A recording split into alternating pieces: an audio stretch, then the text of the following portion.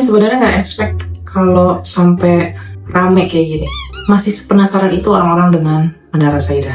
Sebelumnya Manai mau ucapin terima kasih dulu untuk teman-teman yang sudah menonton di bagian pertama tentang Menara Saida. Dan itu adalah cerita-cerita rakyat yang melegenda sampai hari ini. Dan terima kasih juga untuk teman-teman yang sudah komen dan memberikan masukan serta kritikan dan juga koreksi atas beberapa kesalahan info yang terjadi di bagian pertama. Hari ini tanggal 10 Mei 2026, Manai tadi sempat ngelewatin Menara Saida dan mengambil beberapa foto dan video dari jarak jauh menggunakan handphone Manai. Di sini akan Manai sertakan, bukan untuk apa-apa, hanya memberikan gambaran seperti itu bentuk gedung Menara Saida yang sekarang. Terima kasih buat teman Manai yang sudah stay sampai hari ini. Jangan lupa siapin kopi dan tehnya, tarik selimut kalian, dan yuk kita mulai. Di tengah hiruk-pikuk Jalan MT Haryono, Jakarta Selatan, berdiri sebuah raksasa beton setinggi 28 lantai. Dari kejauhan, gaya arsitektur Romawi klasiknya masih terlihat gagah meski sudah dimakan usia. Kita masih membahas menara yang sama, Menara Saida. Dulu dibangun dengan biaya lebih dari 80 miliar rupiah, menjadi kebanggaan kawasan. Namun sejak tahun 2007, gedung megah ini tiba-tiba dikosongkan, ditutup rapat, dan terbengkalai hingga hari ini, tahun 2026. Apakah kebenaran hanya ada di dalam berkas administrasi, atau cerita rakyat yang turun-temurun menyimpan potongan sejarah yang sengaja dilupakan? Dalam beberapa menit ke depan kita akan menyusuri kedua sisi cerita, mulai dari jejak sejarah tanahnya, proses pembangunan yang penuh tanda tanya, kejadian-kejadian aneh saat beroperasi, hingga alasan penutupan yang sesungguhnya. Ini adalah kisah tentang Menara Saida bagian kedua, pertemuan antara fakta tertulis dan legenda rakyat yang tak pernah mati. Selamat menyimak. Mari kita mulai dari catatan resmi. Tahun 1995, berdiri bangunan setinggi 18 lantai bernama Gedung Grasindo, milik perusahaan PT Mustika Ratu. Pembangunan selesai tahun 1998 dengan biaya mencapai lebih dari 50 miliar rupiah. Saat gedung selesai dibangun, bertepatan dengan krisis moneter yang melanda Indonesia.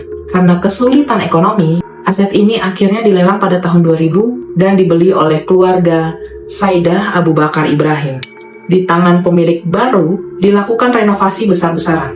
Struktur ditambah hingga menjadi 28 lantai di atas tanah dan 3 lantai di bawah tanah.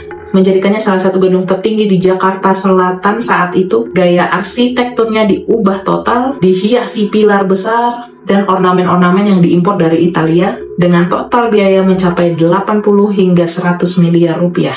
Pada tahun 2001 berganti nama resmi menjadi Menara Saida. Namun sebelum beton pertama dituangkan, cerita rakyat setempat sudah menyimpan catatan kelam mengenai tanah ini.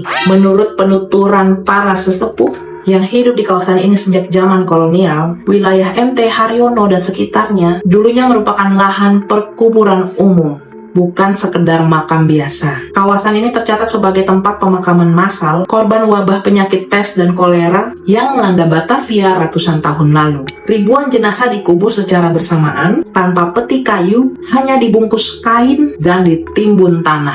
Saat penggalian pondasi tahun 1995, ada cerita para pekerja melaporkan menemukan tumpukan kerangka manusia dan pecahan batu nisan kuno. Dalam kepercayaan masyarakat Betawi, mengganggu tanah pemakaman tanpa upacara penghormatan adalah pantangan besar.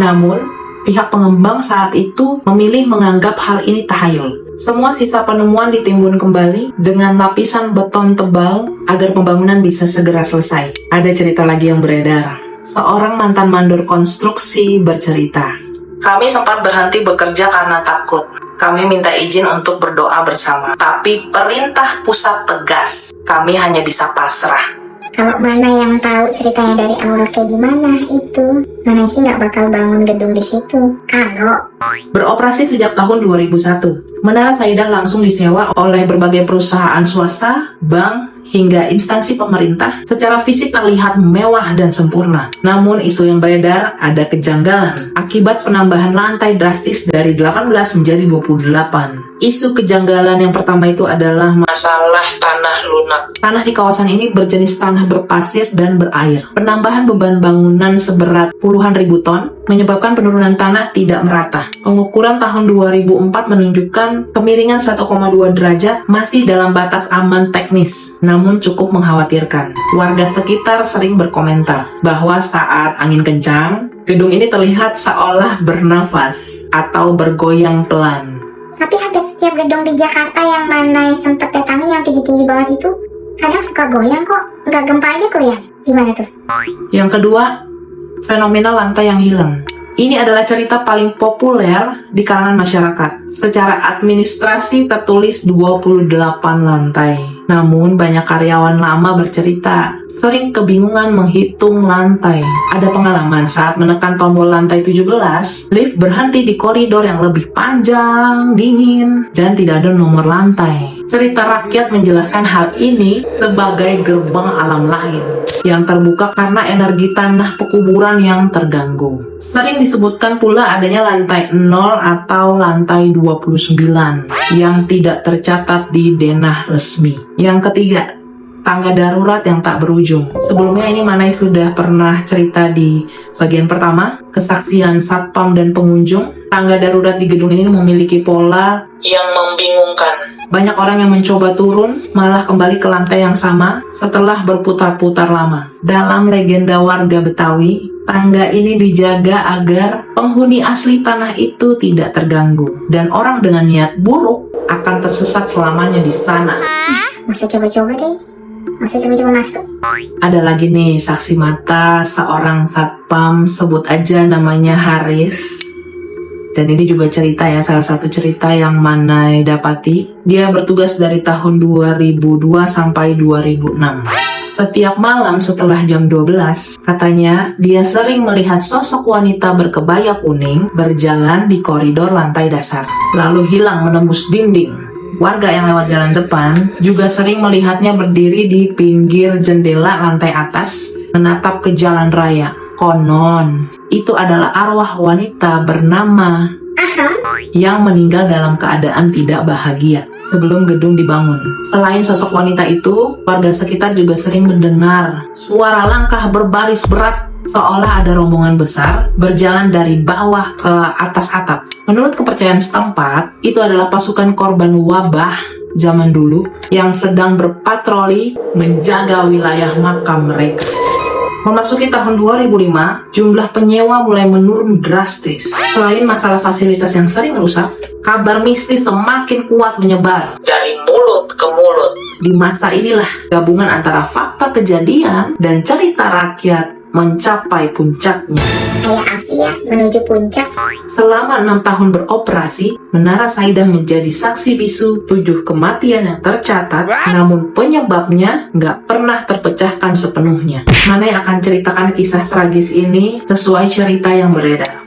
Yang pertama, kasus Sari tahun 2003, sekretaris di lantai 17. Namanya Sari, 24 tahun, bekerja di salah satu perusahaan. Selama 3 bulan berturut-turut, dia selalu mengeluh ke rekan kerjanya. Setiap jam 4 sore, ada wanita berkebaya kuning seperti diam di sudut ruangan, menatap saya. Terus dia berbisik, "Ini rumahku, pulanglah kamu."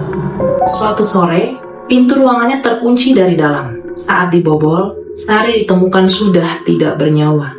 Dengan posisi duduk bersandar di meja, wajahnya pucat, ketakutan luar biasa. Hasil otopsi medis tertulis gagal jantung mendadak. Padahal Sari tidak memiliki riwayat penyakit jantung.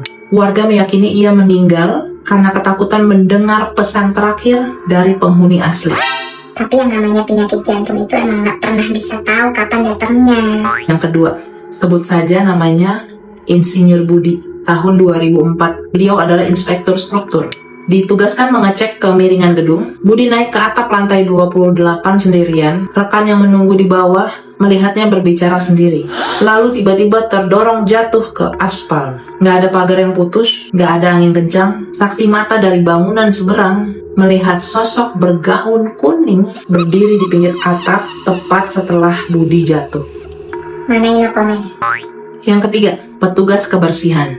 sebut saja namanya Pak Darto, tahun 2005. Hilang selama 3 hari pencarian. Akhirnya ditemukan di ruang bawah tanah yang tertutup lama. Ia terbaring di sisa kerangka manusia lama yang tertimbun puing. Mulutnya penuh tanah, tangannya mencengkram sepotong kain kuning usang. Penyebab kematian adalah kelelahan dan syok berat. Di sebelah mana ruang bawah tanahnya? Kepo. Yang keempat, kejadian lift berdarah di tahun 2006. Ingat, ini hanya cerita yang beredar. 2 orang mahasiswa yang masuk untuk menguji nyali ditemukan tewas di dalam lift yang berhenti di antara lantai 13 dan 14. Pintu tidak bisa dibuka selama 2 hari. Saat tim penyelamat masuk, dinding lift penuh tulisan berwarna merah seperti darah yang sulit dibaca. Dan jam tangan mereka semua berhenti tepat pukul 00. Yang kelima, bagian paling gelap dari legenda Menara Saida adalah keberadaan sekte pemujaan setan. Hal ini belum diketahui secara pasti. Informasi kebenarannya hanya saja saat gedung dikosongkan, keamanan dilonggarkan, dan akhirnya banyak ruangan kosong. Isu yang beredar adalah gedung 28 lantai ini menjadi lokasi rahasia pertemuan kelompok tertentu. Berdasarkan cerita warga sekitar, kendaraan mewah sering masuk lewat pintu bawah tanah atau basement antara pukul 23 hingga pukul 3 pagi. Tim investigasi paranormal dan media tahun 2008 infonya menemukan bukti nyata di lantai 13 dan 21, 2 lantai yang menurut warga setempat tepat di atas lokasi lubang pemakaman massal terdalam. Yang diketemukan simbol salib terbalik dan gambar kepala kambing dilukis dengan cat merah di lantai. Yang kedua, lingkaran besar dengan tulisan asing yang dipercaya sebagai mantra pemanggilan. Lalu sisa lilin hitam dan tulang belulang hewan yang digunakan sebagai korban. Tapi mana yang mencari informasi seperti ini belum ada, karena ini hanya berdasarkan cerita yang beredar. Menurut pandangan para ahli metafisika dan para sesepuh warga di sekitar, ada 3 lapis energi negatif yang menumpuk di sini. Yang pertama, energi tanah kuburan yang diganggu paksa. Yang kedua, arwah pemilik tanah yang namanya diabadikan namun belum tenang. Yang ketiga, energi gelap yang dibangkitkan lewat ritual sekte yang dilakukan berulang kali. Kejadian yang paling melegenda diingat warga terjadi pada malam Jumat tahun 2006. Saat itu hujan badai lebat. Terdengar suara teriakan dan nyanyian kacau dari dalam gedung. Keesokan paginya ditemukan seekor sapi jantan tergantung di pilar utama lobi dengan tanda misterius di dahinya.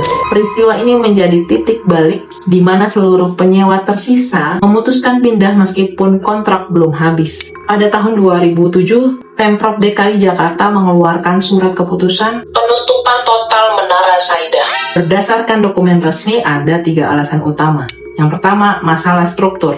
Penurunan tanah tidak merata dan retakan pada kolom penyangga membuat gedung dinilai beresiko bagi keselamatan. Yang kedua, pelanggaran izin. Penambahan jumlah lantai dari 18 menjadi 28 dilakukan tanpa izin revisi yang lengkap, melebihi batas ketinggian kawasan saat itu.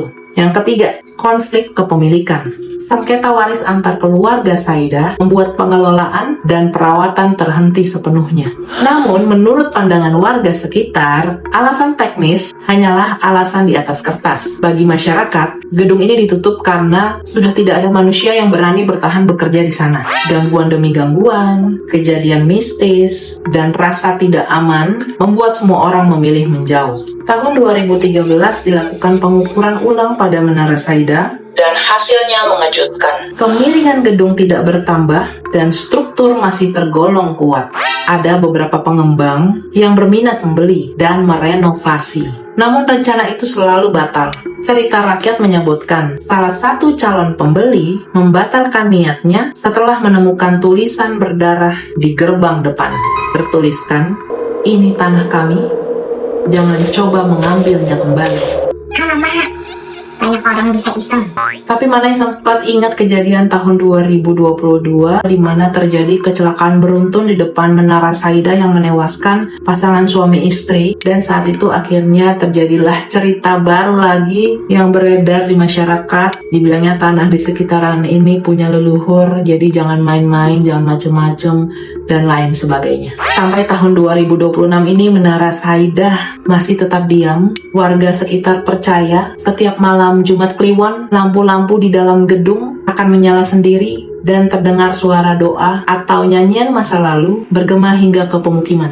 Teman Manai, demikianlah kisah Menara Saida bagian 2, gedung 28 lantai yang menjadi perbatasan antara fakta sejarah dan legenda hidup masyarakat Jakarta. Gedung ini mengajarkan kita bahwa sejarah sebuah tempat tidak hanya tertulis di atas kertas. Kepercayaan, penghormatan pada leluhur, dan kejadian-kejadian yang sulit dijelaskan logika juga merupakan bagian dari sejarah itu sendiri. Seperti kejadian-kejadian yang diceritakan oleh teman-teman Manai di Twitch. Ada yang percaya, ada yang tidak, ada yang bilang halu, ada yang bilang ngapain lagi sih ngurusin hal-hal beginian. Manai juga tahu ini sudah tahun 2026. Apakah Menara Saida akan selamanya menjadi monumen diam? Atau suatu saat nanti ada rahasia besar di balik beton yang akan terungkap sepenuhnya? Menurut teman Manai, alasan utama mengapa gedung ini ditinggalkan adalah struktur bangunan secara teknis atau akibat gangguan hal gaib yang dipercaya masyarakat luas? Tulis pendapatmu di kolom komentar. Jika kamu atau keluargamu punya cerita khusus tentang Menara Saida yang belum banyak diketahui orang, bagikan juga di bawah ya. Jangan lupa like, bagikan video ini ke teman-teman kamu yang tertarik dengan sejarah dan misteri, serta subscribe agar tidak ketinggalan pembahasan tempat bersejarah lainnya, dan jangan lupa aktifin lonceng notifikasinya. Pesan Manai ke semuanya, jangan pernah mencoba masuk tanpa izin dan pendampingan ahli demi keselamatan diri sendiri. Manai pamit undur diri, selamat malam, dan hati-hati di jalan.